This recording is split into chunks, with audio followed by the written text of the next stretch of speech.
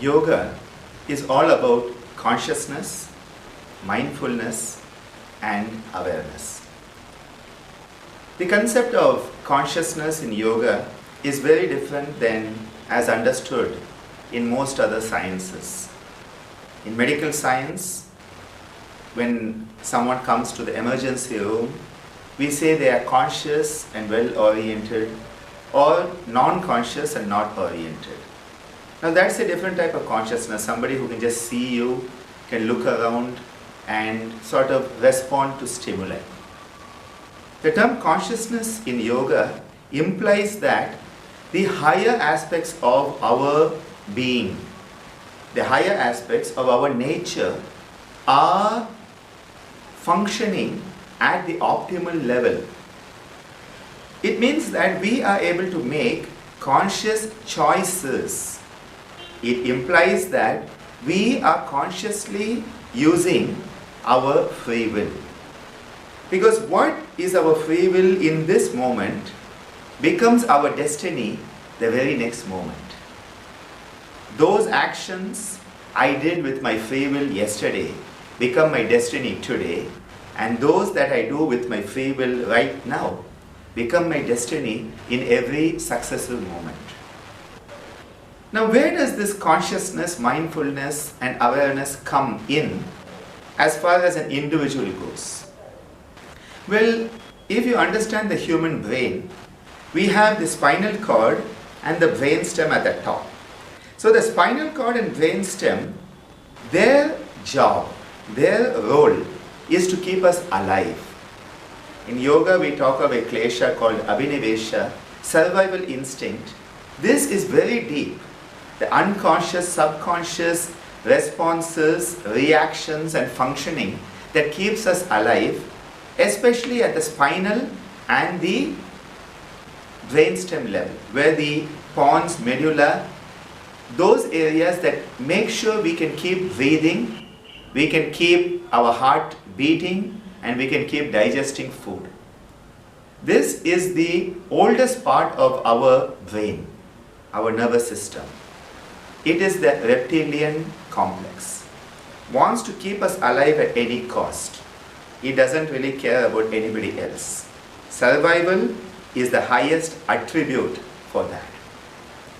We then have the next part of the brain, which is the limbic system and all the internal structures, which we can call the mammalian complex, where we have all our emotions. This is where the social, interpersonal reactions and responses come into play.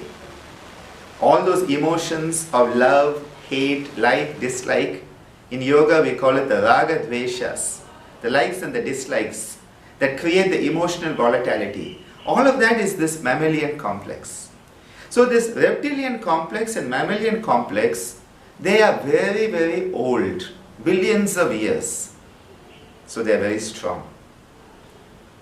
And the worst part, we don't even know that we are reacting based on the reptilian and mammalian aspects of our nervous system.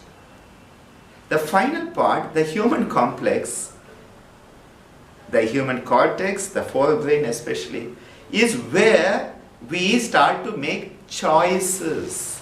Till that, in the reptilian and the mammalian part of our nervous system, we were responding or rather reacting based on conditioning. But finally, the human part of us, the relatively new part, is where we make conscious decisions. The decision-making capacity, the capacity of viveka, discernment, that is what makes us human.